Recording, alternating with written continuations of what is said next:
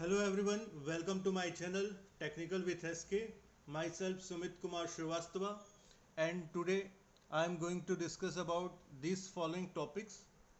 So let's start with the first one, zeroth law of thermodynamic. लेकिन इस topic में जाने के पहले हम ये जो दो मेन वर्ड्स हैं, थर्मोडायनेमिक सिस्टम, थर्मल इक्विलिब्रियम, इन दोनों के बारे में जान लेते हैं. तो थर्मल इक्विलिब्रियम क्या है? If two bodies are partially or fully contact with each other and having a same temperature, that means they are in thermal equilibrium. Okay. और सेकंड क्या है? Thermodynamic system. थर्मोडायनेमिक सिस्टम क्या है? यदि कोई object है, हम उसका एनर्जी इंट्रैक्शन का एनालिसिस कर रहे हैं, स्टडी कर रहे हैं उसके ऊपर, या उस एनर्जी इंट्रैक्शन की वजह से जो उसकी प्रॉपर्टी में चेंजेस आ रही है उसकी स्टडी कर रहे हैं, तो वो ऑब्जेक्ट क्या होगा? थर्मोडायनेमिक सिस्टम की तरह वर्क करेगा. चलिए बात है मेन इस लॉ पे. तो zeroth law of thermodynamics provides the concept of thermal equilibrium. तो जीरोथ लॉ ऑफ थर्मोडायनेमिक जो है वो थर्मल इक्विलिब्रियम के कॉन्सेप्ट पे बेस्ड है. It states that if two thermodynamic systems are each in thermal equilibrium with a third one, then they are in thermal equilibrium with each other. They are in thermal equilibrium with each other. इसको example से समझें तो नीचे example है, देखते हैं. If A and B are in thermal equilibrium, if A and B are in thermal equilibrium, that means temperature of A is equal to temperature of B. B and C are in thermal equilibrium, that means temperature of B is equal to temperature of C. Therefore A and C also will be in thermal equilibrium. Therefore temperature of A will be equal to temperature of C. तो clearly क्या है? If ए जो है वो B से thermal equilibrium में है और बी जो है वो सी से थर्मल इक्विलिब्रियम में है, तो क्या होगा? ए और सी भी आपस में थर्मल इक्विलिब्रियम में होंगे. तो ये है आपका जीरोथ लॉ ऑफ थर्मोडायनेमिक. अब मेन क्वेश्चन ये आता है कि जो जीरोथ लॉ ऑफ थर्मोडायनेमिक है ये यूज कहाँ होता है, ये डेली लाइफ में या कहाँ पर हम इसको यूज करते हैं. So zeroth law enable us to use thermometer to compare the temperature of any object. Basically यह टेम्परेचर मेजरमेंट में ही काम आता है. तो चलते हैं अब हमारे नेक्स्ट टॉपिक में. अगला है temperature measurement scale. Case first, method used before 1954. In this method reference point are taken into consideration, that is ice point and steam point. तो मेथड जो बिफोर 1954 यूज करते थे टेम्परेचर मेजरमेंट के लिए, उसमें दो रेफरेंस पॉइंट लेते थे. एक था आइस पॉइंट, दूसरा था steam point. So let's derive the equation. Let assume T is equal to AX plus B, where T is temperature and X is thermometric property. तो ये thermometric property क्या है? Any physical property that changes with temperature is considered as thermometric property. Example क्या है? Volume हो गया, pressure हो गया, एंट्रोपी हो गया, एक्सेट्रा. ये जितने भी हैं सभी क्या है? थर्मोमेट्रिक प्रॉपर्टी है. आगे देखते हैं. T ice at 1 atm, 1 atmospheric pressure, ये क्या होता है? 0 डिग्री सेंटीग्रेड होता है. तो x is equal to change into X I. x को अपन ने क्या लिखा? X I. तो ओवरऑल इक्वेशन क्या होगा? 0 is equal to A X I plus B. X I यहाँ पर क्या रिप्रेजेंट कर रहा है? Thermometric property. और आई सफिक्स में किसके लिए है? आइस के लिए. तो ओवरऑल अपना क्या आया? b की वैल्यू आई माइनस ए एक्स आई. फिर T स्टीम लिखा है. T steam is equal to क्या है? 100 degree centigrade at 1 atmospheric pressure. ये क्या हो रहा है? X is equal to X S मान के चले. S किसको रिप्रेजेंट कर रहा है? स्टीम को. तो ओवरऑल इक्वेशन क्या हुआ? 100 is equal to A X S plus B. तो ओवरऑल यहां से क्या कैलकुलेट हो गया? A की वैल्यू ए और बी की हमें वैल्यू मिल गई है। इक्वेशन 1 में पुट करने के बाद हमारे आ गया टेम्परेचर का equation, T is equal to 100 x minus X I upon X S minus X आई।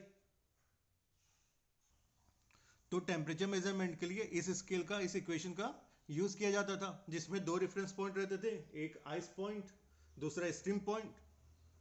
और यहाँ पर x क्या रिप्रेजेंट करता है? Thermometric property. मतलब अपन एग्जांपल लेते हैं, एग्जांपल ले रहे हैं suppose a constant volume gas thermometer का, तो उसमें थर्मोमेट्रिक प्रॉपर्टी क्या होती है? प्रेशर। प्रेशर कैसे? क्योंकि प्रेशर का ही यूज करके अपन क्या करते हैं? टेम्परेचर मेजरमेंट करते हैं। वैसे यहाँ पर x क्या थर्मोमेट्रिक प्रॉपर्टी है, अपन प्रेशर वॉल्यूम इसके बेसिस पे यहाँ पर क्या करते हैं? टेम्परेचर मेजर करते हैं। चलिए अगला देखते हैं, अगला क्या है? Case 2, method used after 1954. In this method, a single fixed reference point is taken into consideration, that is triple point. तो ट्रिपल पॉइंट क्या होता है? ट्रिपल पॉइंट जहां पर तीनों स्टेट होते हैं। तीनों स्टेट मतलब सॉलिड, लिक्विड, गैस। तो जहां पर सॉलिड, लिक्विड, गैस तीनों स्टेट होते हैं, वही पॉइंट क्या होता है? ट्रिपल पॉइंट होता है। अब इसका देख लेते हैं डेरिवेशन, जो इसके लिए फॉर्मूला जनरेट होता है। तो for example, in case of constant volume gas thermometer, gas equation क्या होता है? PV is equal to M R T. PV is equal to क्या होता है? एम आर टी होता है। वी को हमने क्या किया? ट्रांसफर किया दूसरे साइड। तो PV is equal to M R by V into T. M R और वी यहाँ पर क्या है? कांस्टेंट है। तो ओवरऑल हमारा क्या आया? T is directly proportional to P, और इक्वल टू क्या हो गया? T is equal to K P. At triple point T is equal to T T P, P is equal to P T P. तो overall इसके हिसाब से क्या हुआ? K की वैल्यू आ गई T T P upon P T P. Equation 1 में put करने के बाद हमारा इक्वेशन क्या जनरेट हुआ? T is equal to T T P upon P T P. तो यहाँ पर टी टी पी की वैल्यू क्या है? ट्रिपल पॉइंट के लिए वाटर की वैल्यू क्या होती है? ट्रिपल पॉइंट पे वाटर का टेम्परेचर क्या होता है? 273.16। तो ओवरऑल हमारा टेम्परेचर के लिए इक्वेशन जनरेट हो गया, T is equal to 273.16 into P upon P T P. ये क्या है? टेम्परेचर मेजरमेंट करने के लिए है इक्वेशन। किस केस में? Constant volume gas thermometer.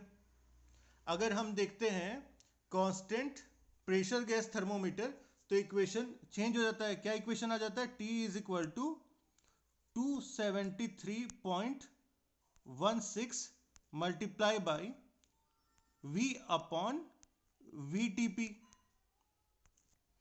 क्या हो रहा है? P upon P T P change हो जाएगा V upon V T P में। अब आते हैं अपने नेक्स्ट टॉपिक में। नेक्स्ट टॉपिक क्या है? Gibbs phase rule. So the phase rule is generally principal governing system in thermodynamic equilibrium. तो बेसिकली ये क्या करता है? It indicates behavior of the system under a particular state of condition. तो Gibbs phase rule है, इसके through अपन को क्या रिलेशन मिला? P plus F is equal to C plus two. यहाँ पर P क्या है? फेस है। F क्या है? Degree of freedom. और C है कंपोनेंट। तो फेस क्या होता है? A state of matter that is uniform through out in chemical composition and physical state. मतलब क्या? अगर वाटर के केस में देखें तो अपना फेस क्या होता है? सॉलिड फेस, लिक्विड फेस और गैसियस फेस। तो यही आपके क्या होता है? फेस होते हैं। मतलब उनकी जो अवस्था होती है उसको ही फेस बोलते हैं यहाँ पर। अगला क्या है? F, degree of freedom.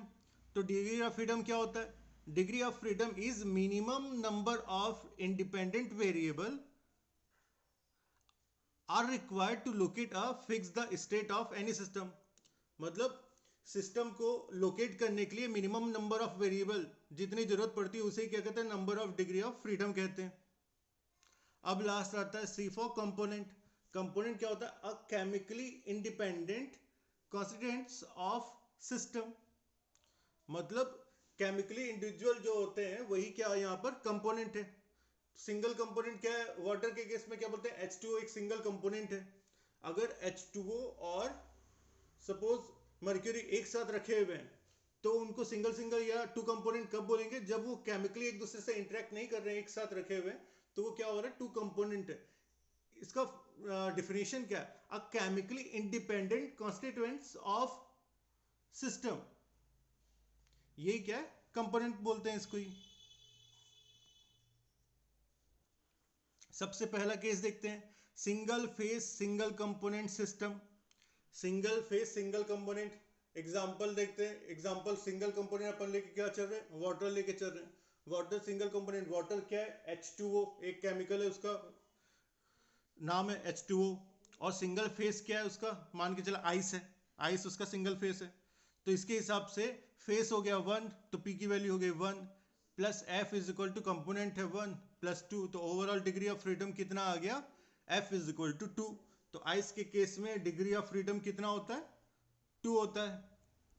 अगला देखते हैं केस 2। केस 2 क्या है? Two phase single component system. Two phase क्या? आइस प्लस वाटर जो है क्या होगा? टू फेस सिस्टम है। तो 2 plus F is equal to 1 plus 2, तो ओवरऑल डिग्री ऑफ फ्रीडम कितना आ गया? Number of degree of freedom F is equal to 1 हो गया। केस 3 है फिर। केस 3 में क्या है? Three phase single component system. Three phase क्या हुआ? जहां पर आइस, जहां पर वाटर और स्टीम दो तीनों एक साथ हो। तो 3 plus F is equal to क्या है? 1 प्लस 2, तो ओवरऑल आ गया क्या? Degree of freedom, number of degree of freedom हो गया 0। तो आइस प्लस वाटर और स्टीम तीनों एक साथ है, तो ये कौन सा पॉइंट होता है? ट्रिपल पॉइंट होता है। तो ट्रिपल पॉइंट पे डिग्री ऑफ फ्रीडम कितने होते हैं? 0 होते हैं। अब आते हैं अपने नेक्स्ट टॉपिक में, जो कि क्या है? Point function. पॉइंट फंक्शन क्या है? Variable whose value does not depend on the path followed by the system. जो पाथ फॉलो करता है सिस्टम उस पर डिपेंड नहीं करता, वो क्या होता है? Point function. और in other words, a state function और point function is a function defined for a system relating several state variable or state quantities that depends only on current equilibrium state of the system. For example क्या है यहाँ पर? Pressure है। तो अगर इसको PV diagram से समझें तो जो प्रेशर और वॉल्यूम क्या है यहाँ पर? पॉइंट फंक्शन है। तो जो सिस्टम के लिए प्रोसेस है 1 से 2 तक, तो ये ओवरऑल प्रोसेस के लिए P और V की एक पर्टिकुलर वैल्यू नहीं होती। एवरी स्टेट जो इक्विलिब्रियम में है उसके लिए P की एक वैल्यू और V की एक वैल्यू होती है। क्लियर है? बोलने का मतलब ये है, इस डायग्राम में देखें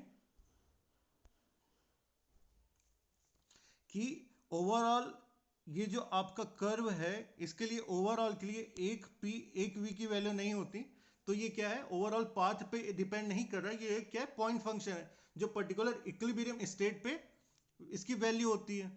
तो सपोज ये आपका स्टार्टिंग स्टेज है, तो स्टार्टिंग स्टेट है, स्टार्टिंग स्टेट मतलब इक्विलिब्रियम स्टेट है, तो वहां पर P1 और V1 वैल्यू है।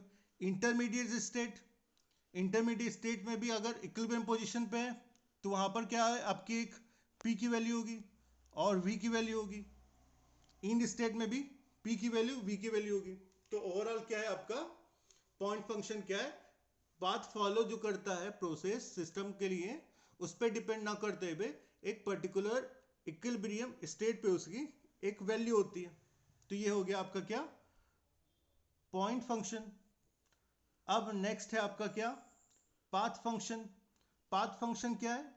Variable whose value depend on the path followed during a change of state is known as path function. Path function किसे कहते हैं? जो आपका पाथ फॉलो करता है, प्रोसेस का जो पाथ फॉलो करता है। एग्जांपल क्या है? Heat and work. तो अपन डायग्राम के थ्रू ही देखते हैं इस पीवी डायग्राम में। तो ओवरऑल यहां पर क्या है? प्रोसेस के लिए वो क्या होता है? हीट और वर्क की वैल्यू होती है, या हीट एडेड या हीट रिजेक्टेड। अगर अपन देखें तो एक पर्टिकुलर 1 पॉइंट पे हीट की एक वैल्यू, 2 पॉइंट पे हीट की एक वैल्यू, इंटरमीडिएट में हीट की एक पर्टिकुलर वैल्यू, ऐसे हो, ऐसा नहीं होता है। ओवरऑल प्रोसेस के लिए हीट की वैल्यू होती है, या हीट एडेड हो रहा है या हीट रिजेक्टेड हो रहा है, तो ओवरऑल प्रोसेस के लिए ही ये वैल्यू होती है। आगे देखते हैं, the magnitude of such quantity is a process is equal to the other is equal to the area under the curve on the property diagram. इसको क्या बोलना चाह रहा है ये, कि अपन अगर सपोज वर्क की मैग्नीट्यूड निकालना है तो उसको अपन रिप्रेजेंट कैसे करेंगे, तो ये जो कर्व का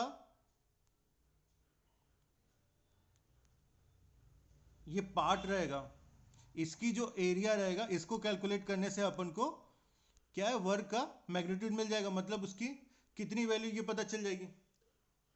तो ये बोलना यही चाह रहा है, एरिया अंडर द कर्व जो आएगा एरिया, वही आपको क्या डिफाइन करेगा, वर्क का मैग्नीट्यूड या वर्क की वैल्यू डिफाइन करेगा। अब आते हैं अपने नेक्स्ट टॉपिक में, जो कि क्या है, एग्जैक्ट डिफरेंशियल। तो एग्जैक्ट डिफरेंशियल किसको बोलते हैं, the cyclic integral of the variable is equal to zero. जिसका साइक्लिक इंटीग्रल क्या होता है, इज इक्वल टू क्या होता है, जीरो होता है, वो क्या होता है, एग्जैक्ट डिफरेंशियल होता है। एग्जांपल क्या है, प्रेशर और वॉल्यूम। सो क्या होता है, all properties are point function and exact differential.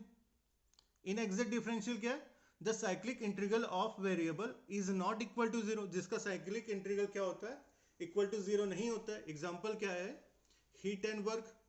So heat and work our path function and in exact differential. तो इसी के साथ हमारा आज का टॉपिक यहां पर कंप्लीट होता है। Thank you.